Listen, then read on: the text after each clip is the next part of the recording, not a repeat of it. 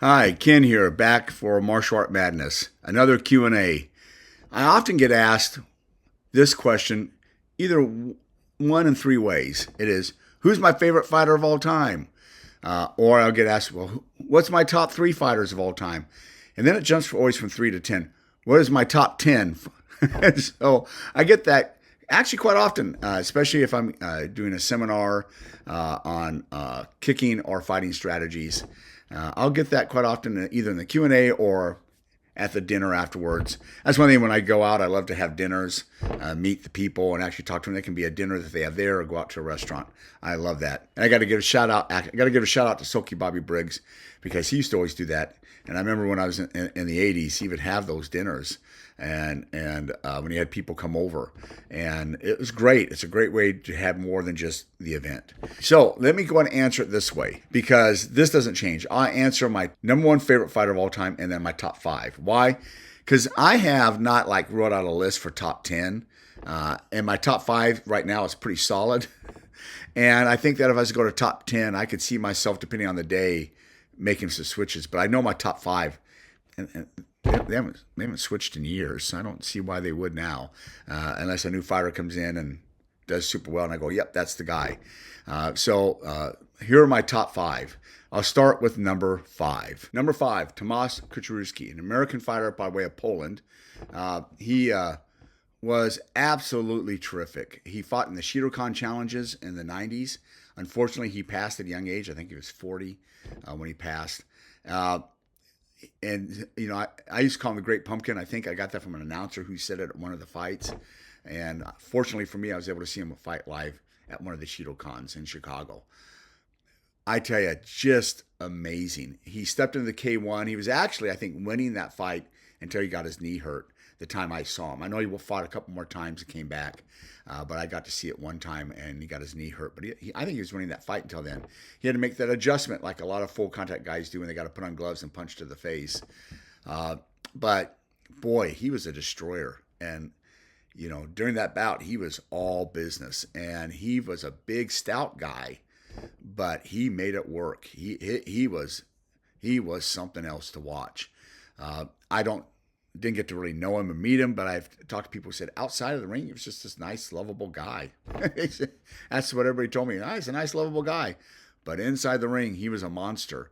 But he always held that respect, and he's number five. I love watching his fights over and over. I've posted a couple on YouTube over the years. Just phenomenal, and to see that live was just whoa! Look at that! It was amazing to watch him. So he's number five. Number four, easily George Rush St. Pierre. I am a big St. Pierre fan. Outstanding, outstanding martial artist and an outstanding person. Uh, I loved watching him. He put all the elements together, whether it was karate, boxing, jiu-jitsu, and wrestling. He is a black belt in Kyokushin karate. That was his original training. And I just wish he would throw his side kick with the lead leg. he throws it from the rear when he does throw it. This is my joke about that. Long story I won't get into here. But super fighter and a super person. Again, a super person. I like to give a story. My son sent him an email saying, hey, my dad's anniversary with his wife is coming up, and they are big fans of yours, and they followed you since you first started. Let me know how much it cost, and I'll send you the money, but I'd love to get them a signed autographed copy of you for their anniversary. And because my son told me after he got it, he was trying to look for, like if he could buy one, and he couldn't.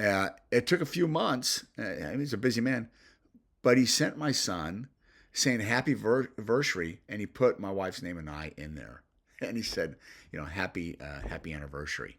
That's really a class act, and he sent my son an autograph photo as well as some stickers and some other things for my son, because he just thought that was a really neat thing to ask for your dad and stepmom, is to get an autograph photo of him. And so he sent some things just for him and told him, these are for you. So he's also a really good guy. Number four is definitely George Rush St. Pierre. Just a spectacular fighter. Number three is definitely Benny the Jet Urquidez. I grew up a Benny the Jet fan. I remember watching him. I think it was on CPS for the first time in the late 70s, kickboxing, reading the magazines and see him in there. I could identify with him on a couple different ways as a martial artist, and loved watching him fight. He put it all together. He almost like watching a movie. I just great, and just the way he flowed, and he fought at international level, just unbelievable. He's also a really neat human being. So let me give this story to you. So after his retirement fight, got to meet him at the Jet Center. This before it closed down in the earthquake. And I had two of my karate students with me, Bob Duke and Kurt Brooks. And Bob even had his son Daniel with him. And we went in there and it's about my second or third time I think I'd been there. And Benny Urquidez saw us and he came to talk to us. And he shook our hands and, we told him who we were. And he was, oh, great, thank you for coming. And he talked about the fight and the preparation for the fight. He even talked about scripture with us. Just all around, super neat guy. He and Blinky. I was in there the first time I was in there, and I don't think they remember me, but Blinky talked to me. I was in there going to the Jet Center with Kurt Brooks again. Thought we'd buy a couple memorabilia and look at the fighters. He came from Edwards Air Force Base, about 2 hours away. And I told him I've been following his career for a long, long time, and he was just so gracious. I didn't time it, but I think he probably gave us about 40 minutes right there at the Jet Center just talking to us. And then he said, you military serving our country. He looked at me and says, you ever want to come down here? Just come down here, train for free.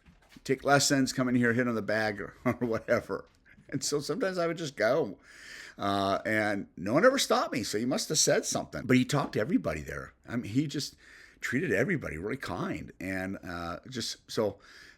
it's special when you meet somebody who really matches what you thought they'd be like. And Benny Urquidez definitely did that. And just a pleasure to watch fighting on TV. And I got to see his retirement fight live in Las Vegas at the Mirage. I had a couple of my karate students with me. Bob Duke was one of them. And then another one, Evelina, was also there. And it was just spectacular to watch that. So number 2 is Andy Hug. I am a big Andy Hug fan. Just phenomenal, full contact, no pads, no gloves person. I mean, you don't see anybody who can do that variety and move like he did. Just phenomenal, both in the full contact and in the K1 kickboxing arena. And I was so happy when he finally won the Grand Prix. I think that was in '96. Well, I was just excited when that happened. I just got into Hawaii, was able to hear about it, and then I was able to view it. I don't know, it was in about 6 months, someone got me a VHS tape, and I was able to watch it. It wasn't on pay-per-view at the time, but it was great. I was a big fan from the early days when he was in full contact and seeing the tapes and then taking a seminar in Europe once. It just was just really special martial artist there. The way he could do things, just really, really special martial artist. So number 2 is Andy Hug, without a doubt. Number 1 is Bill Superfoot Wallace. I was a big Bill Superfoot Wallace fan. Bruce Lee was my favorite martial artist. I saw a Bruce Lee movie when I was 8, 9 years old. I was hooked. And then you have to go to the second one, and I became a big Bill Wallace fan. I hate to say the year. I want to say it was 1977, 78 when I saw him on TV. And I was like, wow. And I saw an official karate magazine, and he was showing his roundhouse kick, and I did. It's like, hey, that's how I kick. Just something else. One of the highlights of my life is when I got to be his demonstration partner. That was, 3-4 years ago in North Carolina. And so that was just a great, great feeling. Here I am.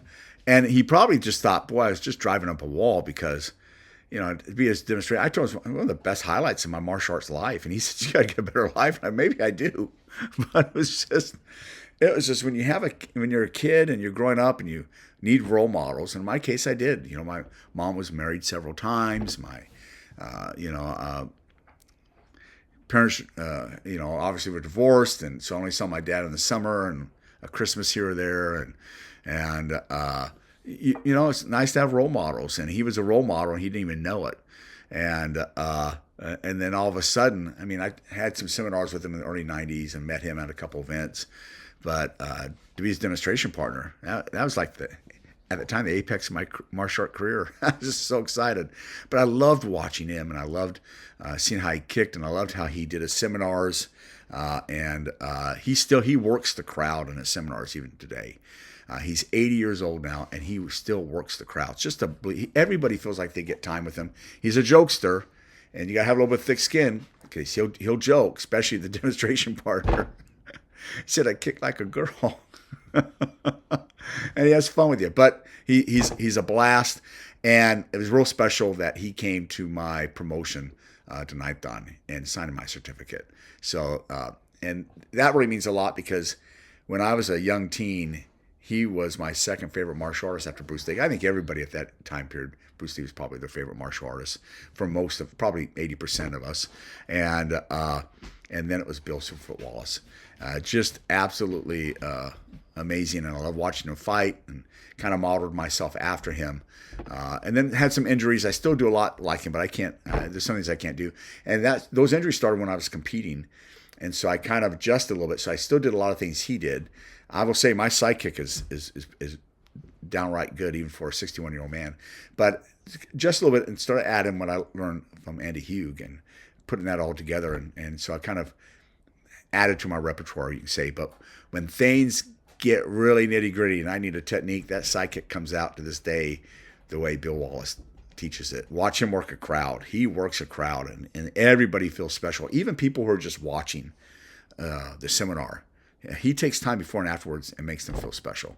So I know I irritated him that day. I was high just from doing that. I said some dumb stuff, I'm sure, but I had a blast, and he's my favorite. So kind of recap: first is Bill Superfoot Wallace. Second is Andy Hugh. Third is Benny the Jet Urquidez. Fourth is George St. Pierre, and fifth is Tomas Kucheruski. So thank you all very much. Have a spectacular day. Have a spectacular week. God bless us.